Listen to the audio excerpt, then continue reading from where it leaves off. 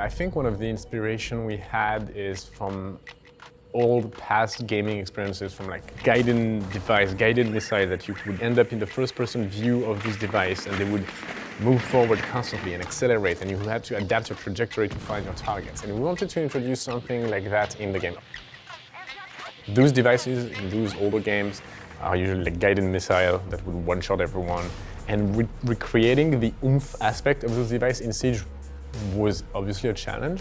And eventually we retained this very large explosion. We kept it in the device, it's just that to make sure that it would not be too lethal, we added this delay. So as soon as you end your trajectory, you anchor, and you have this 3 seconds timer that starts ticking down.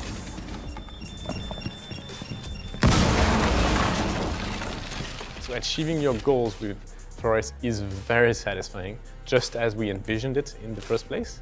And also, it's, I feel, quite fair in the context of Siege, as most defenders, as soon as they learn how to play around, have the tools at their disposal to react.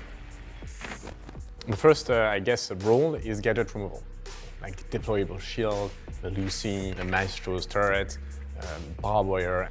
Second role is to make anchors move out of position.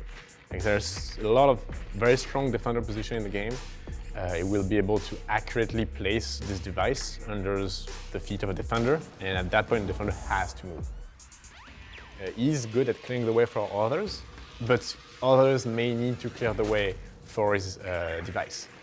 I think specifically of electrified barbed wire, and you might need someone else to deal with the battery so that you can access the site. Or you're gonna have to use one of your own devices to get rid of the entire barbed wire. The other operator is going to work quite well with are the breachers. Using the Ratero in combination with a breacher is going to be great, specifically against bandits. And once it detonates, it's going to remove the battery, if there is any. And it's going to also, because the explosion is fairly huge, force bandits out of that position, which means that by the time he comes back to the wall to trick, the wall might already be open. However, contrary to Thatcher, he has to get his device in the objective zone, which means that if Bandit himself or another defender is watching, they can destroy it before you get into location. So the two main counters, like mechanical one-to-one counters, I would say are Mute and Mudzy. Mute is going to just stop the device where it is, with the caveat that if you do destroy the Mute, then the Ratero is going to detonate eventually. The radius of the Mute jammer is bigger than the radius of the explosion. So if you drive straight to a mute jammer, you're going to be muted before you can anchor and detonate. And if you anchor before that, the explosion radius is going to be too short to actually deal with the mute jammer.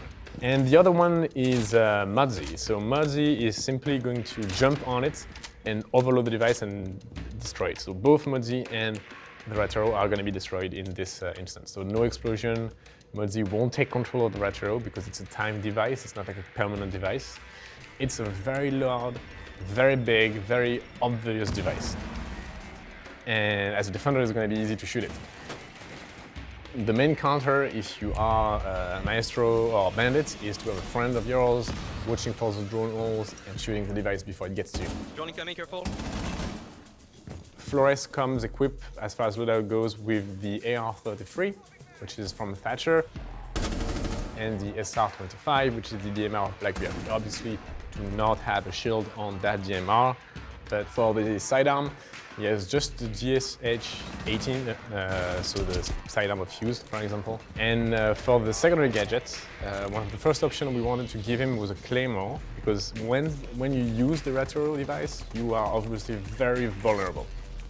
And having a Claymore to cover at least one avenue of flanking on your location felt like it was a very natural fit for Flores. And as a secondary option, if you want to dive more into the chaos potential of the operator, we bring flashbangs. Combining your own Ratero and flashing to enter, this can create a lot of movements. We wanted sort of a character that was a little bit of a wild card, something you don't really expect to see in Rainbow. And we thought that Master Thief was a very good profile for that. Flores was born in Buenos Aires, Argentina. He was raised by his mom alone. It was kind of a rough childhood because his mom's health kind of slowly declined as he aged. So as a teen, he kind of got involved in organized crime. But he realized that he hated that because he saw what it did to his community, and his mom had taught him like empathy above all. He decided to go to a military college instead to see if like that kind of path, which was like more righteous, would be better for him. And he ultimately got a military engineering degree. He also learned that authority does not work with him. And he said, well, I hate what organized crime is doing to my home, so I'm going to be a thorn in their side, basically. And so he became a burglar. He started hitting big targets, crime lords, all that, to basically redistribute their money to the community that was suffering. And that's how he became known as the man from Flores, which is where his name came from. That's how he found his passion for tinkering and making his own tools, because you always need a key to open a door, and the doors are not always the same. He wasn't caught or anything. They never knew who he was until they followed the money and realized that it was being given back to the community and everything. But the one thing that stood out to them was his mother's hospital bills. They actually killed his mother, and they were going to kill him as well. But Ash found him. So she was in Buenos Aires investigating smuggling rings, basically.